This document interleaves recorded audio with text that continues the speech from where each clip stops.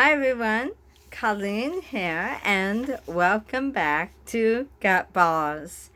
This week I would like to share with you different tips to speaking eloquently.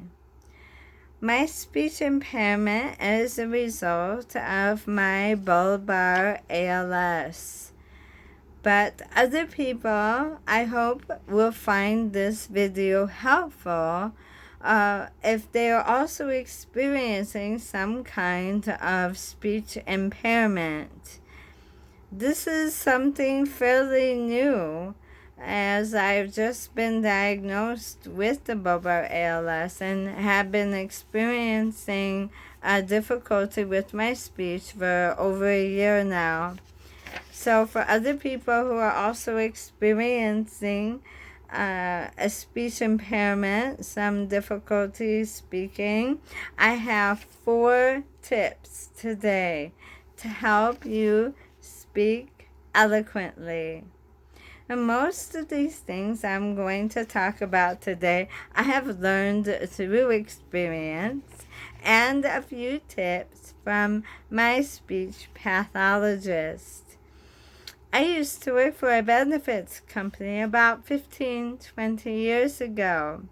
Back then, people were using a landline or their cell phones, which did not have quite the same reception as they do now.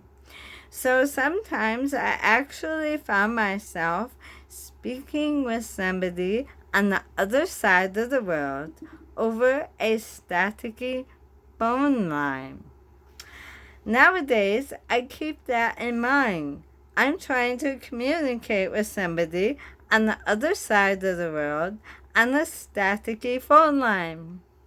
So, these are some of the tips that I have to help speak eloquently. Number 1, slow down.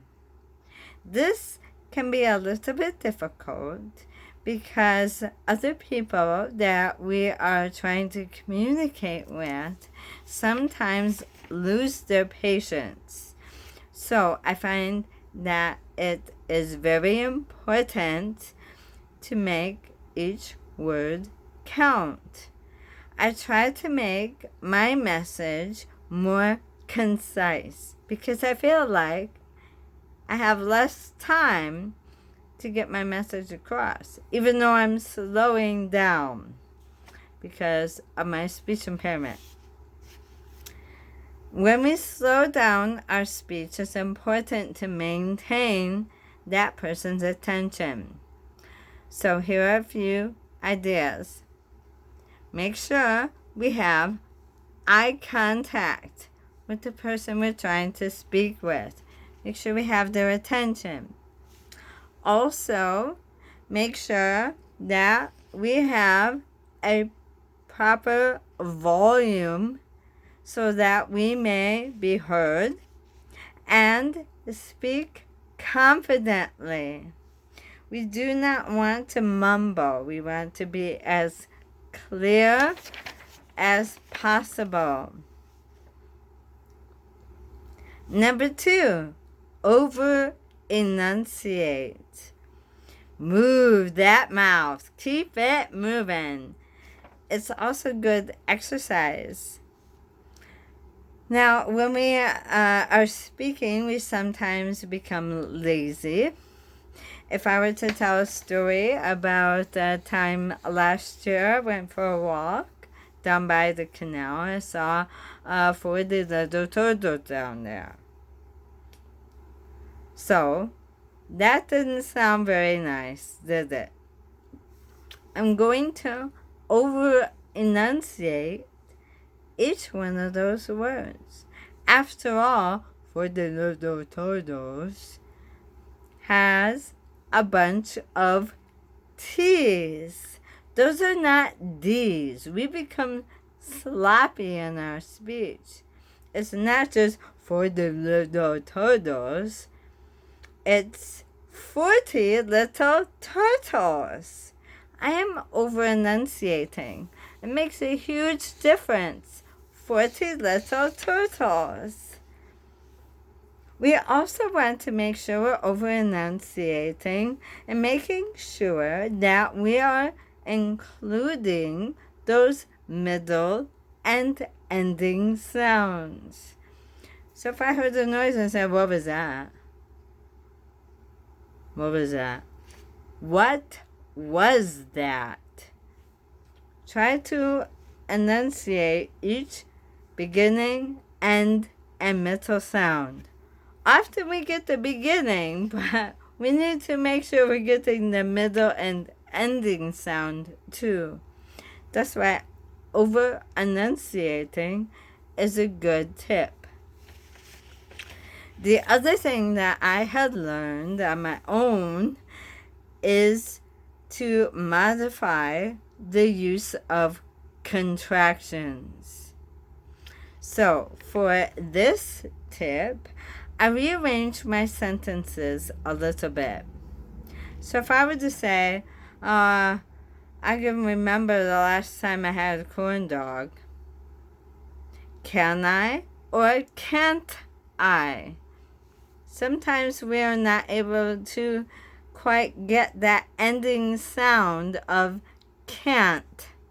So if I change the contraction around a little bit in my sentence and say, oh, I cannot remember the last time I had a corn dog. Well, that's more clear, isn't it? Just like if I were to say, I haven't been to the pharmacy. Have I or haven't I? Again, the ending sound, sometimes it's not so easy to do or for others to hear. So I changed that contraction around.